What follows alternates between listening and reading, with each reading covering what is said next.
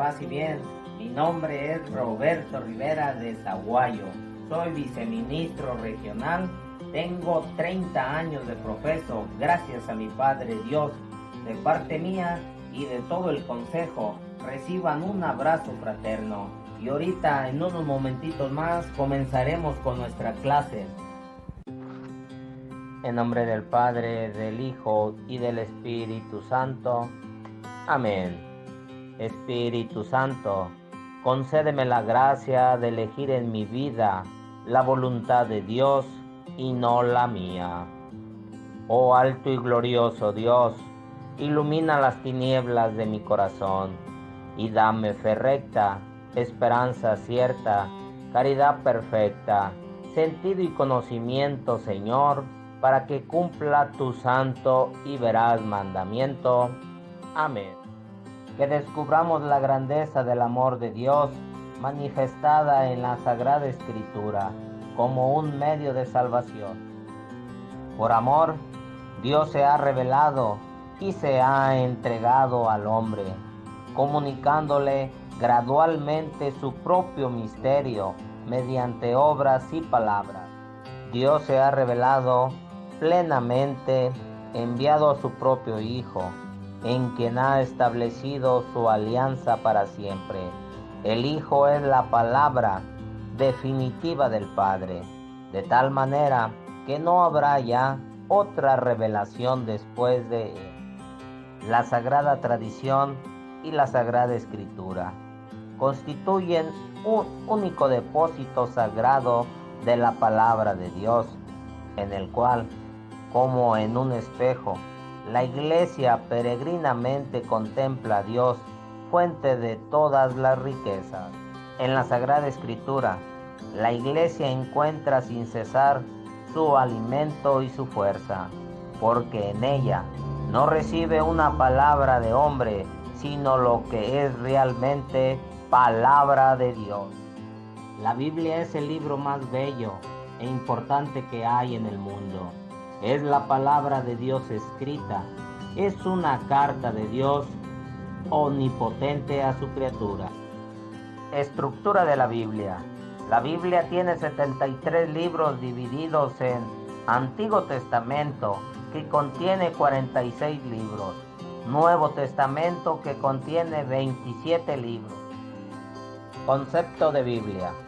Biblia es una palabra griega que significa los libros.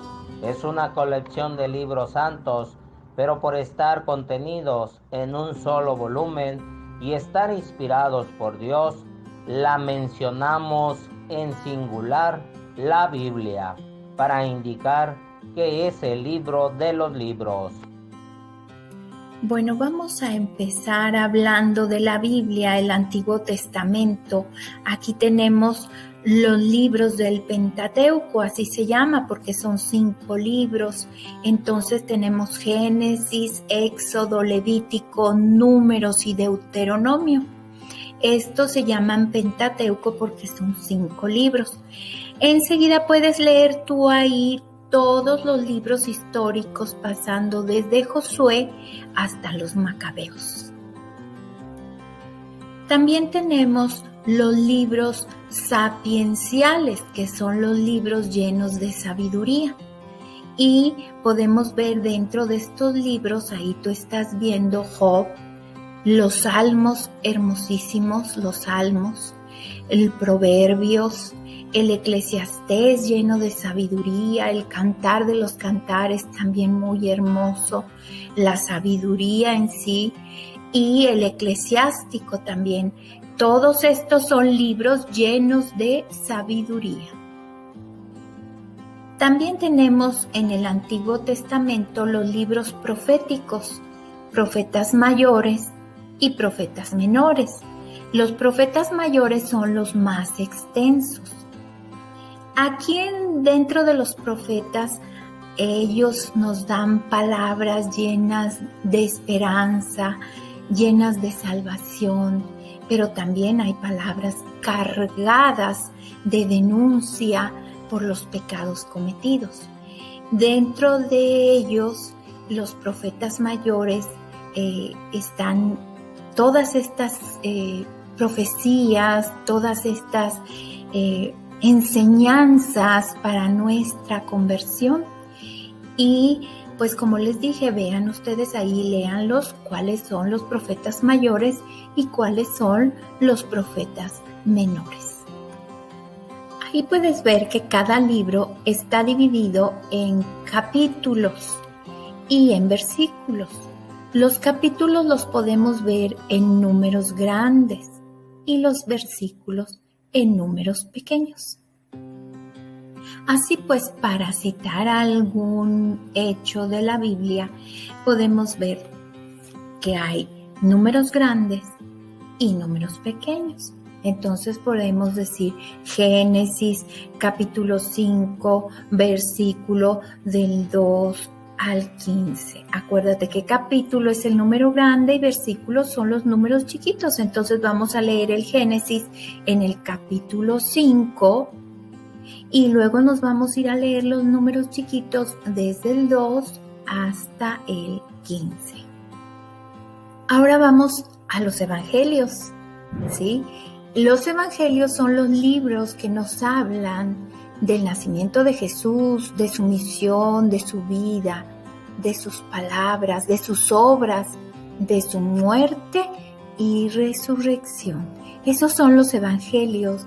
Nuestro Señor Jesucristo no los escribió, sino que ahí se narra toda su vida y todas sus obras que nosotros seguimos, hermanos. Esto le llamamos entonces Nuevo Testamento. Y aquí ustedes pueden ver los 4 evangelios. Nos los tenemos que saber muy bien. Mateo, Marcos, Lucas y Juan. Son los 4 evangelios que nosotros tenemos que leer y aplicar a nuestra vida. Acuérdense, de nuestra vida vamos al evangelio y el evangelio lo llevamos a nuestra vida. Los Hechos de los Apóstoles narran las experiencias de la iglesia primitiva, de todo lo que esas comunidades cristianas vivieron en esos primeros tiempos. Dentro de los libros didácticos se consideran las cartas de los apóstoles. Son las cartas que escribieron los apóstoles a esas comunidades para animarlas, para que no tuvieran falta de fe, que siguieran las enseñanzas de nuestro Señor Jesucristo. Y ahí pueden ustedes leer cuáles son esas cartas. Cartas de San Pablo, San Pedro, de San Judas, de Santiago. Y por último, hermanos, el Apocalipsis. Tenemos que considerar el Apocalipsis que fue escrito en tiempos de persecución. Con este libro termina la Biblia. El Apocalipsis se atribuye a San Juan y tenemos que considerar que se presenta como un escrito dirigido a los creyentes de aquel tiempo, comunidades que estaban siendo perseguidas por el Estado. Por lo tanto, hermanos, también debemos considerar que es un error tomar al Apocalipsis con fanatismo o con fantásticas especulaciones del fin del mundo, como nos lo están haciendo ver algunas sectas de algunos hermanos separados. Bueno, yo les digo más bien hermanos esperados, porque los estamos esperando de regreso. Bueno, en realidad el Apocalipsis podemos afirmar que lo escribió un Juan. No sabemos si fue un apóstol, pero sí sabemos que era de origen judío y que estaba teniendo en cuenta lo que estaba sucediendo en esa época y la persecución a la que estaban siendo sometidos nuestros hermanos cristianos, seguidores de Jesús. El autor del Apocalipsis afirma que tuvo la visión en Patmos, una pequeña isla delante de la costa occidental de Asia Menor, que para los romanos era un lugar de destierro. Es posible que allá mismo se haya redactado esta obra, allá en Patmos.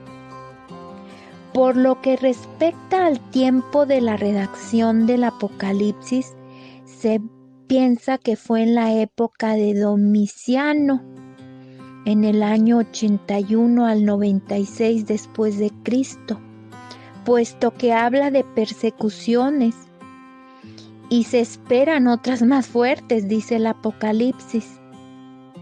Además, este emperador Domiciano hizo poner en muchos lugares del imperio estatuas suyas que sirvieron para rendirle culto al César. Esto coincidiría con lo que vemos en el capítulo 13 del Apocalipsis, donde se habla de la estatua de la bestia y de la persecución y muerte de los que no la adoraban. Bueno, miren, posiblemente el Apocalipsis fue redactado hacia finales del gobierno de este emperador Domiciano, es decir, más o menos en el año 92 al 96 después de nuestro Señor Jesucristo. Bueno, habiendo hablado de esto y aclarando las cosas del Apocalipsis, terminamos, hermanitos. Paz y bien.